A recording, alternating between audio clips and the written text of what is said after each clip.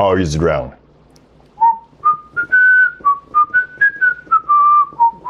What?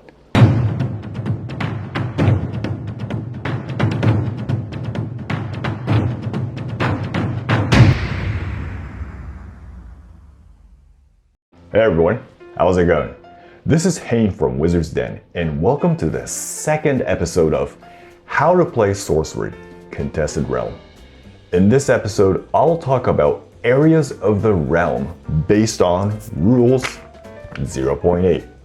I'll cover everything regarding site levels, regions, locations, and everything related to these topics.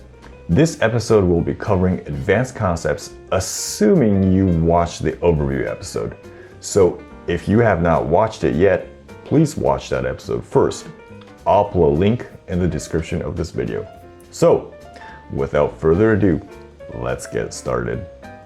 We will first revisit the concept of the realm for this episode. The realm consists of 20 squares where sites can be placed.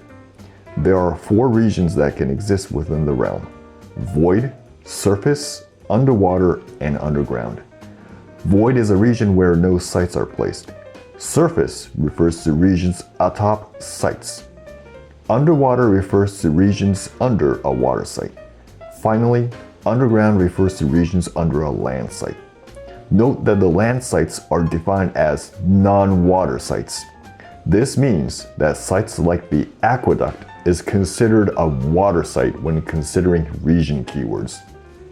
Also, contiguous cluster of adjacent water sites are defined as body of water. Likewise, contiguous land sites are defined as body of land. It is possible to have more than one body of water or land. Here's an example.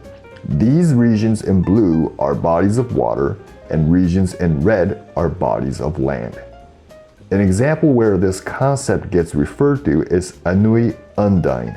Anui Undine reads, Anui Undine has +1 power for each site in her body of water. Anui Undine receives +2 if it was here, but receives +1 if it was here. Also, I'll talk about the keyword flood as it's appropriate. Flood is a keyword that changes a land site to a water site. For example, this floodplain reads, once on your turn, you may flood an adjacent site this turn. If a land site is chosen, that site will become a water site this turn. Also, flooding would cause those affected sites to produce additional water threshold as they are now water sites. Note that this does not mean it won't generate the initial threshold it had. It just adds a water threshold.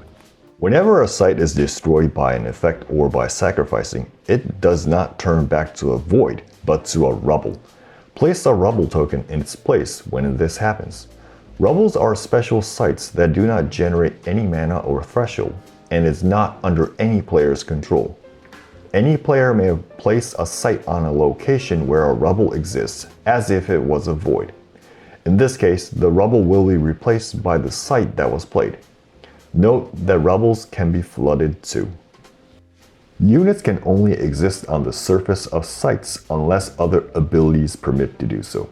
There are 3 keyword abilities that permit minions from existing elsewhere than the surface: Voidwalk, Submerge, and Borrowing.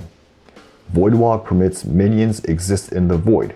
Submerge allows minions exist underwater, and Borrowing lets minions exist underground. If any minion finds themselves under a site without Submerge or Borrowing, it is killed and sent to the cemetery. If any minion without Voidwalk ends up in the void, it is banished and removed from the game instead. Also, minions with these abilities can be cast directly to the respective regions if you wish to do so. For example, you may cast this Will-o'-the-Wisp directly into the void and cast this Sandworm directly under a site. Note that for Submerged and Borrowing minions, you still have to cast it under sites you control. Minions with Voidwalk, Submerge, or Borrowing can move in their respective regions the same way it would on the surface. The same adjacent restriction applies here too. Also, Minions that can survive in regions other than the surface can traverse these regions. For Void Walk minions, it can move between the void and the surface as if the realm was a one big surface. Submerge and Burrowing minions can traverse to under a site from atop and vice versa. Let's look at an example. This sandworm can move underground at the location it occupies or move in adjacent locations on the surface. If the sandworm was underground, it can surface at the location it occupies or can move underground in adjacent locations. Moving across surface and subsurface counts as a single step. Note that when a minion attacks a site, it needs to attack it from the surface. Next, I'll talk about locations and proximity keywords. Whenever a card refers to a location, it refers to the square in the region that occupies. Adjacent refers to these 5 locations in the same region. Near refers to these 9 locations in the same region. Cardinal refers to these 4 directions in the same region. Note that when I refer to adjacent, near, or cardinal, I said in the same region. A minion underground is never near a minion atop a site. Proximity keywords both refer to the position in the squares and the region. Having explained about the proximity keywords, it is the perfect time to explain about relation to casting spells. Spells may state to target something as the effect. A target have to be on the same region where the spellcaster is located. For example, let's cast this lightning bolt from the avatar. Lightning bolt states, deals 3 damage to a random unit at target location. Technically, as the target is a location that indicates the position of the square in the region, anywhere in the realm can be targeted depending on where the spellcaster is located. As the avatar is on the surface of a site, you can only legally target surface levels of sites. Units that are not on the surface region will not be affected. The sandworm will not be hit in this case, even if I target the site it's under. A spell may state, define a legal target positioned X steps away. An example is Minor Explosion. It reads, deal 3 damage to each unit at target location up to 2 steps away. Steps refer to minimum units of distance between 2 adjacent locations. In this case, with Minor Explosion, these are the possible target locations you may choose. Just like I discussed previously, with the card defining target, it only affects the same region the caster is located. So a Minor Explosion targeting the site highlighted will not affect the subsurface. It cannot target the void either, as the caster is on the surface region. The steps have to be within the same region of the caster. Projectiles are the last type of spells related to proximity keywords. Projectiles travel in a cardinal direction. Projectiles do not target anything in general. You choose the direction of the path it would take within the same region of the spellcaster. Again, the region restriction applies here. The starting position of a projectile can be at the location of the spellcaster or 1 step adjacent to it. A projectile stops traveling at the border of a different region or the edge of the realm. Here is an example. I have a fireball in my hand and would cast it from my avatar. The possible trajectory the fireball may travel is shown here. Notice that the projectile will not penetrate through the void. The projectile exists within the realm it was ejected from.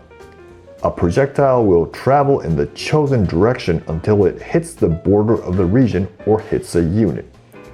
When multiple options are available, the caster chooses which unit the projectile hits.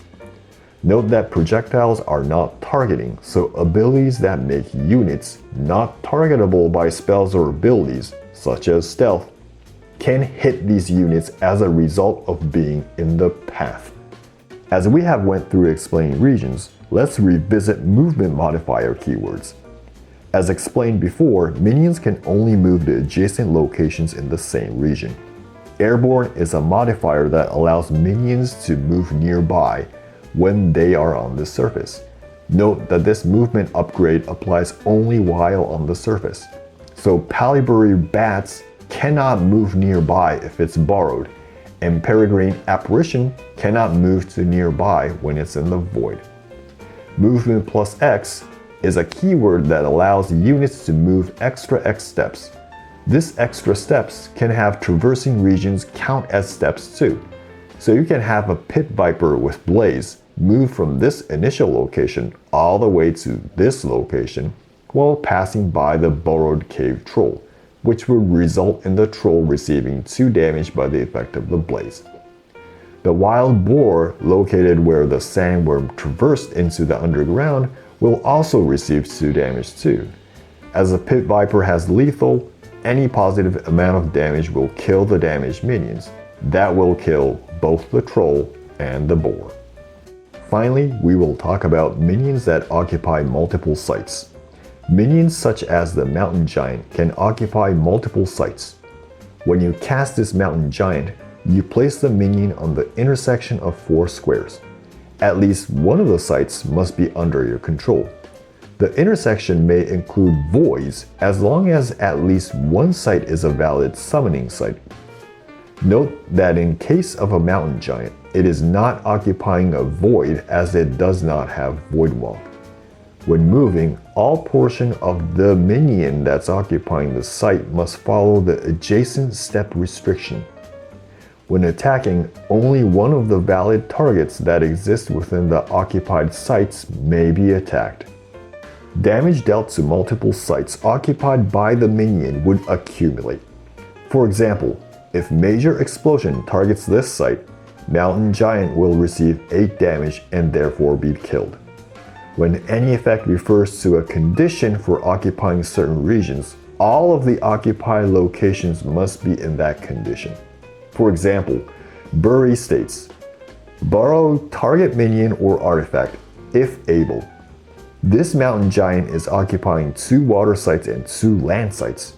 You cannot bury a creature that is on a water site, you can only submerge it. As Mountain Giant is occupying sites including 2 water sites, this condition cannot be met and therefore cannot use bury. All of the occupying sites must be a land in order for bury to have any effect.